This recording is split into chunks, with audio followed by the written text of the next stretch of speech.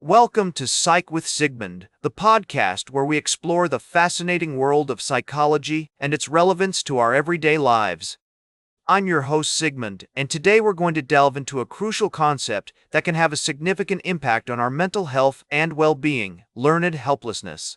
So, what is learned helplessness?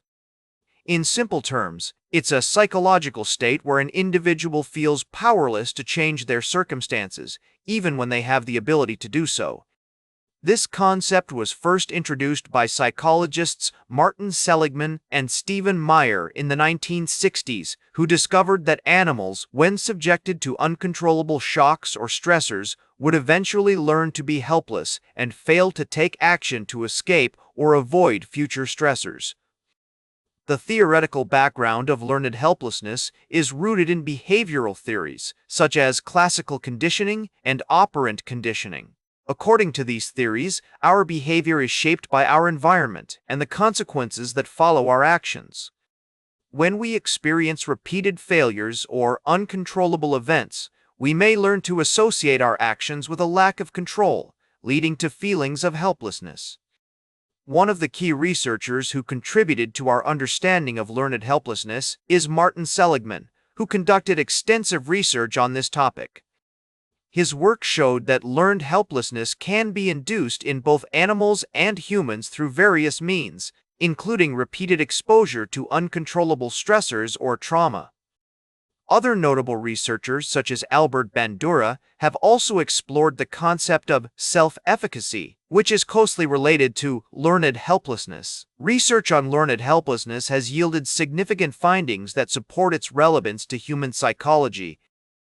For example, studies have shown that individuals who experience learned helplessness are more likely to develop depression, anxiety, and post-traumatic stress disorder.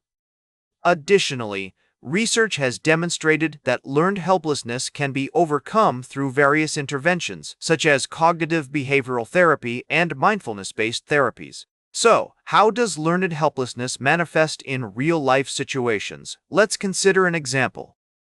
Imagine a person who is experiencing domestic violence or abuse. Initially, they may try to escape or seek help, but if their efforts are consistently met with failure or further trauma, they may learn to feel helpless and powerless to change their situation. This can lead to a range of negative consequences, including depression, anxiety, and even physical health problems. Understanding learned helplessness can have significant practical applications in our everyday lives. For instance, it can help us recognize when we or others are experiencing feelings of powerlessness and take steps to address these feelings. Therapeutic approaches, such as CBT and trauma-informed care, can be effective in helping individuals overcome learned helplessness and develop a sense of control over their lives. Another important concept related to learned helplessness is the idea of locus of control. This refers to our perceived ability to control events or outcomes in our lives. When we have an internal locus of control, we believe that our actions can influence outcomes, whereas an external locus of control leads us to believe that events are controlled by external factors, such as fate or chance. Research has shown that individuals with an internal locus of control tend to be more resilient and better equipped to cope with stressors than those with an external locus of control. In conclusion, learned helplessness is a complex psychological concept that can have significant implications for our mental health and well-being. By understanding its causes, consequences, and treatment options, we can take steps to overcome feelings of powerlessness and develop a greater sense of control over our lives. Remember, you are not alone, and there is always hope for positive change. As we wrap up today's episode, I'd like to leave you with a thought-provoking insight. Learned helplessness is not just an individual issue, but also a societal one. By creating environments that promote autonomy, self-efficacy, and social support, we can help individuals develop the skills and confidence they need to overcome learned helplessness and thrive.